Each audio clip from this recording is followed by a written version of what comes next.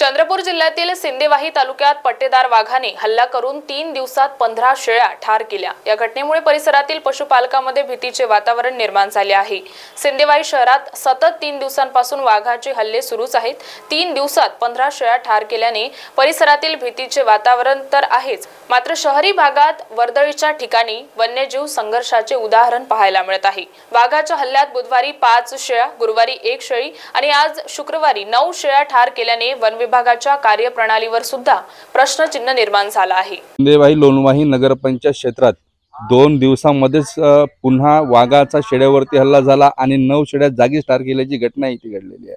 ही घटना सकाळी उघडकीस आलेली आहे। ही घटना तहसील कार्यालयाच्या अगदी मागच्या बाजूला झालेली आहे।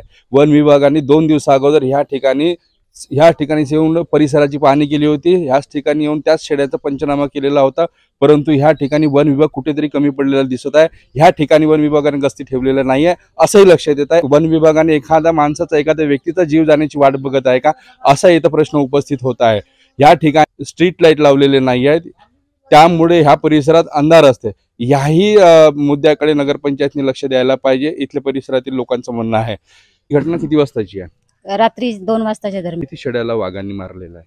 9। जवळपास किती नुकसान झालं असेल तुमचं? तरी 1-1.5 लाखाच्या जवळपास। मागणी काय राहील वन विभागाकडून? आम्हाला शेळ्या देण्यात यावं। अच्छा, शेळ्या पैसा नको आहे का बरं? शेळ्याच्या याच्यावर आमचं जीवन चालत आहे। पण वाघाच्या हल्ल्यामध्ये 9 शेळ्या तुमच्या ठार केलेल्या आहेत। आता तुमची काय मागणी राहील?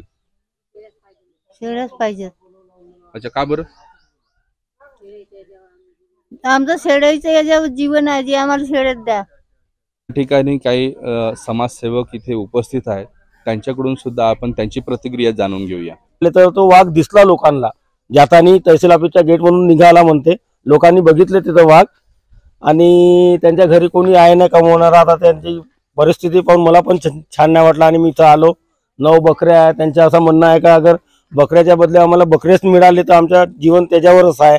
अरविंदजी आमचे मित्र होते, ते स्वर्गवास झाले। त्यांच्या घरी कोणी काही कमवणारा कोणी नाही। आमची आजीबाई आहे, त्यांची मिसेस आहे आणि 2 मुली आहे शिकणारे। त्यांच्या पूर्ण जीवन त्या बकऱ्यावरच होता। सामाजिक युवा ब्रिगेड संघटनेचे अमोल नीना परिसर आहे, या लोणवाही परिसरामध्ये सतत 2 ते 3 महिन्यापासून बिबट्यांचा वावर सुरू आहे। सतत या ठिकाणी आम्ही पत्रकार बंधूंना सांगितल्यानुसार पत्रकार बंधूंनी बातम्या सुद्धा लावलेल्या आहे की या ठिकाणी बिबट्यांचा जो रहिवास आहे त्या ठिकाणी वन विभागाने बंदोबस्त करावा। तरी सुद्धा वन विभागांनी बंदोबस्त केलेला नाही आणि त्यामुळे या सतत 2 दिवसामध्ये एकाच ठिकाणी असलेल्या आज 9 शेळ्या मारल्या आणि याच्या अगोदर काल परवाच्या दिवशी 5 शेळ्या मारल्या। त्याच्यामुळे लाखो रुपयांचं नुकसान आज गरीब लोकांचं होत आहे। या ठिकाणी हा परिसर कसं स्वच्छ ठेवता येईल, या ठिकाणी स्ट्रीट लाईट कसं लावता येईल, याचा सुद्धा यांनी गांभीर्याने लक्ष देऊन आज या ठिकाणी छोटे छोटे मुलं खेळत असतात। रात्रोला अनेक लोक बेरोजगार आहेत, तरी ते रोजगारी करण्यासाठी बाहेर गावी जातात। ते रात्रोला 10, 11, 12 वाजता येतात। तर केव्हा या झुडपामध्ये कोणता बिबट्या राहणार किंवा वाघ राहणार हे काही लक्षात येणार नाही आणि त्यामुळे ते म्हणजे माणसावर सुद्धा कधी आक्रमण करणार हे सांगता येणार नाही। त्यामुळे त्याच्यानंतर जर या ठिकाणी आक्रमण झाला बिबट्याचा किंवा कोणत्याही हिंस्र प्राण्यांचा तर आंदोलन केल्याशिवाय पर्याय राहणार नाही। परिसरातील नागरिक कुणालजी उंदिरवाडे, अमृत रवी ढोलणे यांच्या घरी सुद्धा बिबट्याने शेळीची शिकार केली असून त्याच्यात त्यांचे फार मोठे नुकसान झाले आहे। इथेही आज जो प्रसंग घडलेला आहे त्या प्रसंगामध्ये यांच्या 9 शेळ्यांचं नुकसान झालेलं आहे। आधीच यांची परिस्थिती हलाखीची आहे, त्यातल्या त्यात त्यांच्या घरचा करता धरता कोणी नसल्याने त्यांच्या कुटुंबावर फार मोठे सावट पसरले आहे। जे पाथर यांच्या मुलावर माकडांचा सुद्धा हल्ला झाला आहे।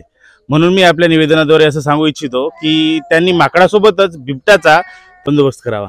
या परिसरामध्ये अनेकदा जंगली जनावरांचे हल्ले झालेले आहेत। मागच्याच वर्षी आपण बघितलं आसवलीचा हल्ला होऊन एक व्यक्ती इथं जखमी झालेला होता।